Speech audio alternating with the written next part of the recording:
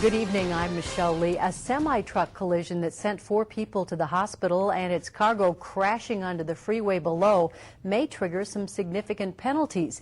The truck belongs to a company based out of Florida, and now that corporation is facing some potential fines. Joel Runk joins us live from the scene of yesterday's accident under the can of worms. And Joel, what's the latest? Michelle, the Minnesota State Patrol is investigating whether the brakes on the semi-truck were properly maintained. Officials say it appears the truck was overweight and wider than that allowed by law. And an ongoing investigation is in the works to determine whether the Florida-based trucking company had a permit to transport the huge piece of construction equipment.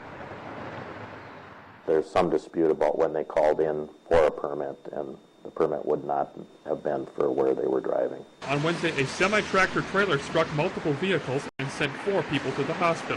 One person suffered a skull fracture. Another victim was pregnant. Lieutenant Steve Pillsbury of the Minnesota State Patrol says this semi-truck shouldn't have been on the area of I35, known as the Can of Worms, for 2 reasons. I believe it was over width and overweight. The State Patrol says this section of road the truck driver was on has an 80,000-pound weight limit.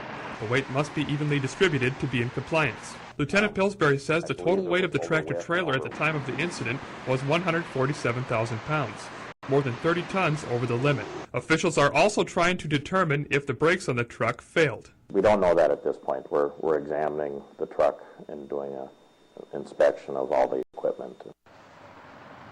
The maximum penalty for being overweight in St. Louis County is $1,082 according to the Minnesota State Patrol. And Michelle, as you heard Lieutenant Pillsbury mention, he believes the semi was overweight, and as a result, the trucking company could pay a potential fine for that. Michelle?